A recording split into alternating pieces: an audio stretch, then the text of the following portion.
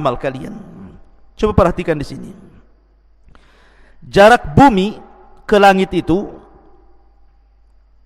kata Abdullah bin Mas'ud radhiyallahu anhu, itu perjalanan 500 tahun. Tentu kalimat perjalanan 500 tahun ini sesuai dengan waqi', sesuai dengan apa yang kita rasakan hari ini. Coba anda lihat bintang yang ada di langit itu. Apabila tidak sedang hujan ataupun awan tidak sedang hitam, tentu kita bisa lihat bintang itu. Sementara menurut ulama falak, satu bintang itu besarnya bisa ratusan kali bumi.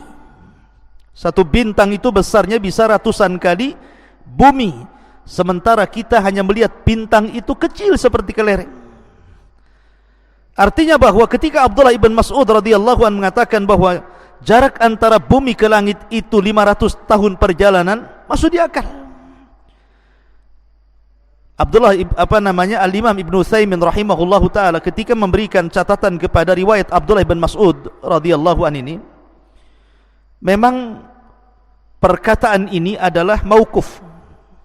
Artinya ini perkataan sahabat Rasul sallallahu alaihi wasallam Abdullah ibn Mas'ud radhiyallahu anhu. Akan tetapi ini kan perkara gaib. Mengukur jarak dari bumi ke langit pertama, dari langit pertama ke langit kedua, ketiga, keempat sampai ketujuh, dari langit ketujuh sampai ke kursi, dari kursi sampai ke air, dari air sampai ke arasy. Ini kan perkara gaib. Tidak ada yang tahu kecuali Allah Subhanahu wa taala. Dan Abdullah ibn Mas'ud radhiyallahu an tidak dikenal seperti Abdullah bin Abbas suka meriwayatkan dari Israiliyat. Abdullah bin Mas'ud itu tidak. Dia tidak dikenal suka mengambil dari riwayat Israiliyat, sehingga pertama ini perkara gaib, yang kedua Abdullah bin Mas'ud tidak terkenal mengambil dari kisah Israiliyat, maka Syekh Utsaimin menghukumi bahwa perkataan Ibnu Mas'ud itu ala hukmir raf'i. Artinya marfu sampai kepada Nabi sallallahu alaihi wasallam. Lihat bagaimana jaraknya langit pertama ke kedua 500 tahun perjalanan, kedua ke ketiga 500 tahun perjalanan, ketiga ke empat 500 tahun perjalanan, begitu juga sampai ke tujuh. Berarti arsy Allah Subhanahu wa taala itu tinggi sekali, karena di atas air. Bumi, 7 lapis langit, kursi, air, arsy. Dan tidak ada makhluk setelah Allah yang paling tinggi kecuali arsy Allah Subhanahu wa taala. Adapun besarnya, maka Nabi sallallahu alaihi wasallam dalam hadis Abu Dzar Al-Ghifari radhiyallahu an, dia pernah berkata, "Qultu ya Rasulullah." Aku katakan, "Ya Rasulullah, ayyuma anzala 'alaika a'zam?" Surat apa yang turun kepadamu yang paling mulia dalam Al-Quran ini?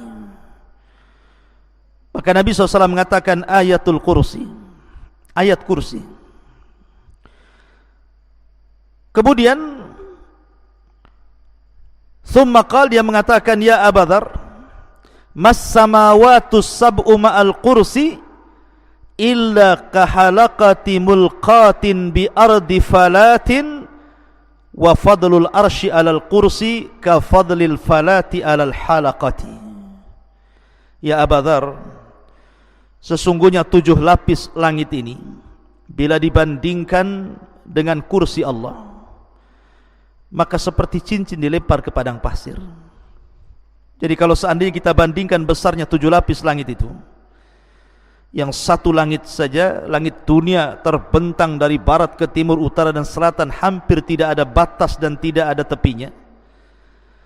Lah besarnya langit pertama digabungkan dengan langit kedua, digabungkan dengan langit ketiga, keempat, kelima, keenam sampai ketujuh, kemudian dibandingkan dengan besarnya kursi, maka Nabi SAW mengatakan 7 lapis langit itu ibarat cincin yang dilempar ke padang pasir, dan padang pasir itu kursinya Allah.